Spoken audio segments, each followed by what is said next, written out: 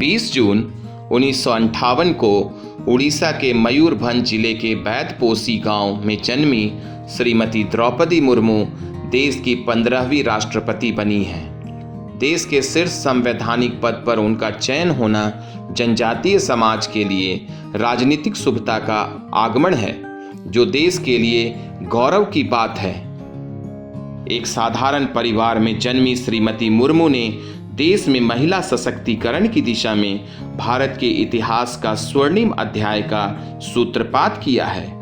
जनजातीय समूह संथाल से संबंध रखने वाली श्रीमती मुर्मू ने रमा देवी विमेंस कॉलेज से स्नातक किया और उड़ीसा के राज्य सचिवालय में नौकरी की शुरुआत की थी। उन्होंने 1994 से 1997 तक रायरंगपुर के एक प्राथमिक विद्यालय श्री अरविंद शिक्षा केंद्र में शिक्षिका के रूप में निःशुल्क सेवा दी। उनके सामाजिक कार्यों में गहरी रुचि को देखते हुए लोगों ने उन्हें राजनीति में आने के लिए प्रेरित किया। जीवन में कई तरह के संघर्षों को देखते हुए और अपने सेवा समर्पण की भावनाओं के बल पर उत्तरोत्तर आगे बढ़ते हुए 1997 में नगर पंचायत का चुनाव जीतकर पहली बार वे स्थानीय पार्षद बनी। 3 साल बाद उन्हें रायरंगपुर के निर्वाचन क्षेत्र से वर्ष 2000 में पहली बार विधायक और ओडिशा सरकार में पहले वाणिज्य, परिवहन और बाद में मत्स्य और पशु संसाधन विभाग में मंत्री की जिम्मेवारी निभाई। 2007 में ओडिशा विधानसभा ने उन्हें उत्कृष्ट विधायक के लिए नीलकंठ सम्मान से सम्मानित किया।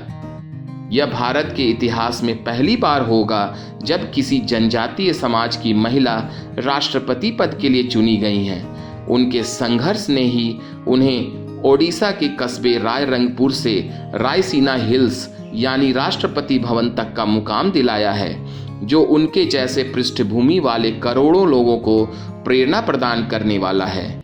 इससे भारतीय लोकतंत्र न केवल सबल होगा बल्कि उसका यश और भी बढ़ेगा। राष्ट्रपति बनने के बारे में उन्होंने स्वयं ही कहा है, हम जिस समुदाय से आते हैं वहाँ कोई यह सपना भी नहीं देख सकता था, लेकिन उनका यह सपना आज मूर्त रूप ले चुका है। श्रीमती मुर्मू का झारखंड से गहरा रिश्ता रहा है। जनजातीय समुदाय की पहली महिला प्रतिनिधि और देश के शीर्ष संवैधानिक पद पर आने वाली दूसरी महिला श्रीमती मुर्मू वर्ष 2015 में झारखंड की पहली महिला राज्यपाल रहीं। झारखंड की पहली महिला राज्यपाल के रूप में उनका कार्यकाल 18 मई 2015 से 12 जुलाई 2021 तक कुल 6 वर्ष 1 माह 18 दिन का रहा था। उन्होंने झारखंड के सांस्कृतिक विरासत और यहाँ के लोगों के सामाजिक जीवन के प्रत्येक क्षेत्र को नजदीक से देखने और समझने का प्रयास किया, जिसने उन्हें झारखंड राज्य के प्रति समावेशी सोच और संवेदनशीलता से उन्हें जोड़ दिया था। उन्होंने विशेष रूप से जनजातीय भाषाओं के विकास व उनकी पढ़ाई पर विशेष बल दिया। देश के संवैधानिक प्रमुख के रूप में उनकी मौजूदगी इस सर्वोच्च संवैधानिक पद की गरिमा को नया कीर्तिमान प्राप्त होगा।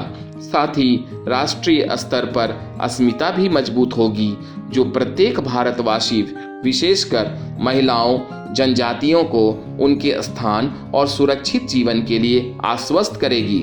उनका राष्ट्रपति बनना जनजातीय समाज व महिलाओं के गौरव तिलक की नई शुरुआत है।